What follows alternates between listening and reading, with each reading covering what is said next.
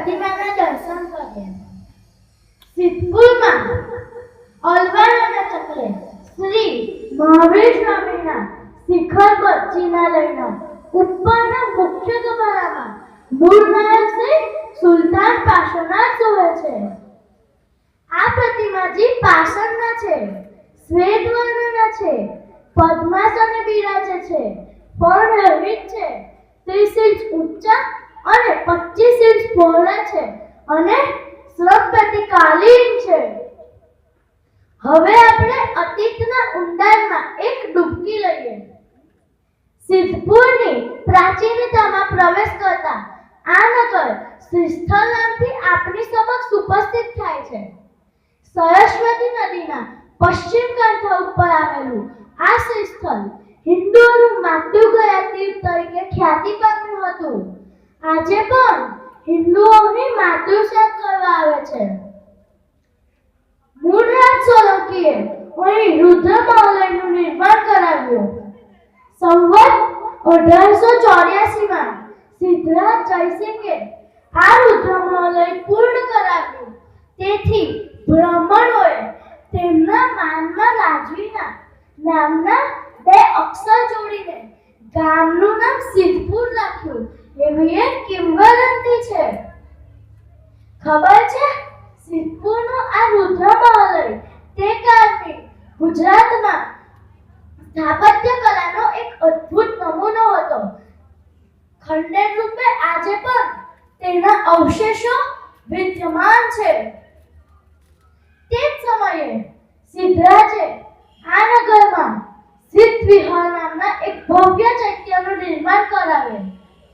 ઉત્તમ 24 દેવકુલિકાઓથી આ ચૈત્ય અતિ ભવ્ય જણાતું. આ સિદ્ધ વિહારનું બીજું નામ રાજવિહાર પણ કહેવાયું. તે જ સમયે મહાત્મા અલિંગદેવે અહીં ચૌમુખ વિહારનું નિર્માણ કરાવ્યું. આ ચતુર્મુખ વિહારના આધારે શેઠ ધરણાશાહે સંવત 1496માં રાણકપુરમાં ત્રૈલોક્ય દીપક પ્રસાદ કે ધરણી વિહારનું નિર્માણ કરાવ્યું. મહાત્મા અલિંગદેવે એમના ચતુર્મુખ વિહારમાં શ્રી પાર્શ્વનાથ પ્રભુની મૂર્તિ પ્રતિષ્ઠિત કરાવી. આ પાર્શ્વનાથ ભગવાન તે સુલતાન પાર્શ્વનાથ હોવાનું મનાય છે. સંવત 1152માં સુવિધિનાથ પ્રભુનું ડેરાસર નું નિર્માણ થયું એવું જાણવા મળે છે.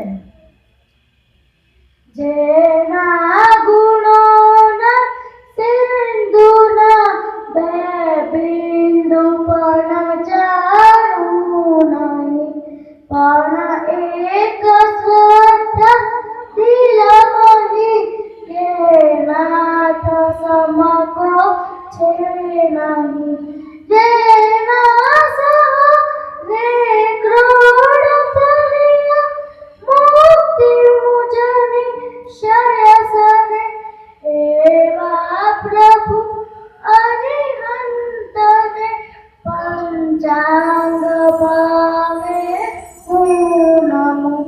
મારા પ્રભુ સુલતાન પાસને પંચાંગ ભાવે હું નમું. સર્વસ્નેહીય પરમ પૂજ્ય આચાર્ય ભગવાન શ્રી રાજેન્દ્ર સુરીશ્વરજી મહાસાહેબનું સપનું સાકાર થઈ ગયું છે અને તેમનું સપનું સાકાર કરવા વર્તમાન ગચ્છાધિપતિ આચાર્ય શ્રી રાજશેખર સુરીશ્વરજી મહાસાહેબને મારા કોટી કોટી વંદન. બોલો શ્રી સુલતાન પાર્શ્વનાથ સ્વામી ભગવાન કી જય. બોલો શ્રી સુલતાન પાર્શ્વનાથ સ્વામી ભગવાન કી જય. બોલો શ્રી સુલતાન પાર્શ્વનાથ સ્વામી ભગવાન કી જય. જય જીનેન્દ્ર. પ્રણામ.